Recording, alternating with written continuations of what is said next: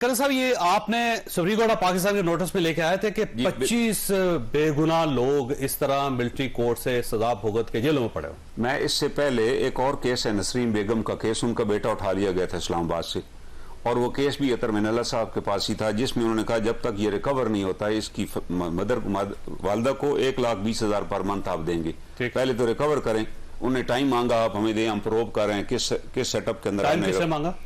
وفاقی حکومت, defence ministry نے ٹائم مانگا کہ آپ ہمیں ٹائم دیں, ہمارے میں اختمار کیمپس ہیں ان میں سے ہم تلاش کر رہے ہیں. میں نے کہا جی اس میں تو پروڈکشن آرڈر بھی جاری ہو چکا ہے, اور جاوید اقبال صاحب یہ طے کر چکے ہیں کہ یہ انفورس ڈس اپیئرنس کا کیس ہے, اور انہوں نے وہاں سے بھی ٹائم مانگا, آپ سے بھی مانگ رہے ہیں, انہوں نے ٹائم دے دیا.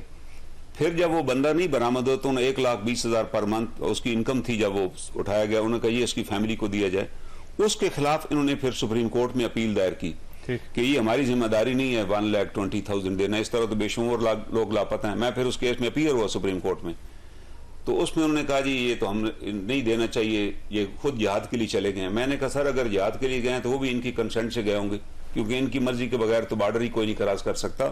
دوسرا میں نے وہاں لسٹ پیش کی کہ 135 بندہ ان کی کسٹڈی میں جان سے ہاتھ دھو بیٹھا. یہ جاوید اقبال کی رپورٹ ہے کہ 135 بندوں کی. میں کہا سر اس پہ ایکشن لیں.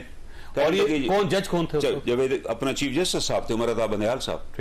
میں نے نیوز کی عدالت میں پیش ہوا. جی ہاں, میں نے 3 رکنی بینچ تھا, قاضی امین صاحب فوت ہو گئے, وہ بھی تھے. میرے پاس وہ پریس کی نیوز تھی جو پریس میں رپورٹ شائع ہوتی ہے نا ہر مہینے, جاوید اقبال صاحب شائع کراتے ہیں, جس میں لکھتے ہیں کہ انہیں بڑی خدمات ہیں اور بڑی ایفرٹس کر رہے ہیں. اسی میں لکھا ہوا تھا کہ ہم نے اس مہینے میں 135 ڈیڈ باڈی بھی ہینڈ اوور کی ہے. میں نے وہ انہیں پیش کیا. میں کہا سر یہ جاوید اقبال تو بندے زندہ واپس کرانے کے ذمہ دار ہیں, یہ ڈیڈ باڈیز ابھی پیش ہونی شروع ہو گئی.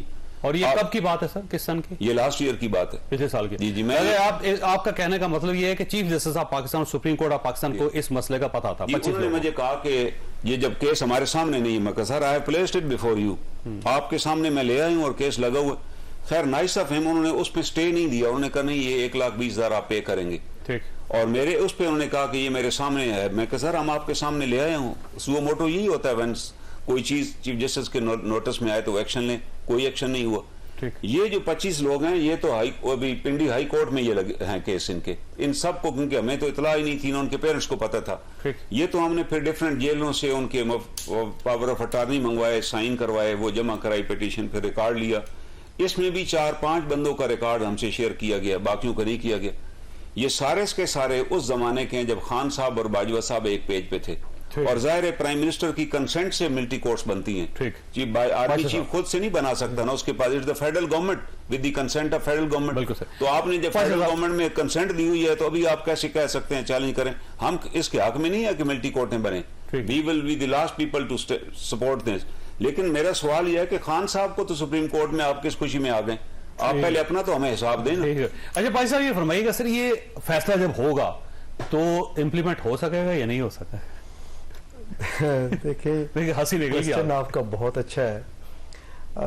میرا خیال ہے کہ یہ بات فیصلہ آنے کے بعد اگر کی جائے تو زیادہ بہتر ہے, کیونکہ میٹر سب جوڈس ہے, پتہ نہیں کیا فیصلہ ہوتا ہے. آپ کو کیا پتا کیا فیصلہ ہوگا؟ ویسے پورا پاکستان اسپیکولیشن کر رہا تھا. دیکھیں اسپیکولیشن اپنی جگہ پہ ہے, لیکن ویسے آپ کا کیا میں تو بالکل بات نہیں کروں گا. بینگ اسٹوڈنٹ آف لا مجھے جو معاملہ سب جوڈٹ ہے, دیکھیں جب معاملے میں صاحب جسٹس طارق مسعود صاحب کو پتا ہے کہ فیصلہ کیا ہوگا تو آپ کو نہیں پتا. اب میں آپ کو بتاؤں کہ کرنل صاحب ایک بات بھول رہے ہیں, اس وقت کے وزیر اعظم تبدیلی کا نام لے کر آئے تھے, اور ایسی پبلک نے آ کے ووٹ دیا اور ان کو منتخب کیا جو کبھی بھی ووٹ دینے کے لیے نہیں آئے تھے. فیملیز آئی تھی. چوئی صاحب آپ نواز شریف کے بارے میں کوئی بات کریں, وہ تبدیلی کا نام لے کر نہیں آئے تھے. آج شہباز شریف صاحب ہے, یہ تبدیلی کا نعرہ نہیں لگایا. عمران خان صاحب سے توقع تھی کہ وہ تبدیلی لے کر آئیں گے, اور ہم یہ سمجھتے ہیں کہ انہوں نے جب یہ سٹیٹمنٹ دی اوپن, اور میڈیا کے پاس موجود ہے وہ کلپ, کہ میرا بس چلے تو تمام ٹیررسٹ جو ہیں ان کا ٹرائل ملٹری کورٹ میں ہوگا. بالکل صحیح. آج کیوں آئے ہیں؟ اور آج جو پٹیشنز آئی ہیں, میری تھوڑی سی ریزرویشن سمجھ دیں کہ پی ٹی آئی کے جو لوگ ہیں وہ ٹیررسٹ, میں تھوڑی سی ریزرویشن میں ایک بات کروں. وہ یہ ساری کاروائی اس کے کنٹیکسٹ میں وہ بات تھی. نہیں اے پی ایس کی بات نہیں, تمام ٹیررسٹ کی بات ہوئی ہے. ایک بات بڑی اہم ہے سر, آج کی یہ پٹیشنز کیا انڈیویجول یا پرسن اسپیسیفک نہیں ہے. آج ایک اشرافیہ کا بندہ، اس کے بارے میں یہ اسپیکولیشن چل رہی ہے کہ اس کا ملٹری ٹرائل ہوگا، تو یہ سارے خم ٹھونک کر آ گئے. کیوں؟ عام بندہ 25 وہ بندے جو کہ گمنام تھے ان کو ٹرائل ہوا، کوئی بھی نہیں آیا ان میں سے. کیوں نہیں آئے؟ عام بندوں کے لیے تو نکلنا چاہیے تھا. اس ملک میں اچھا، ویسے ایک سوال اور میں کرتا ہوں آپ سے.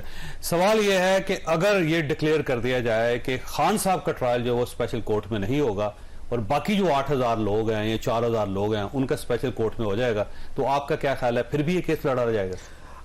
میرا خیال ہے کہ ابھی یہ کیس اب لڑا جائے گا، کیونکہ ان کا ریٹریٹ کرنا تھوڑا سا مشکل ہے.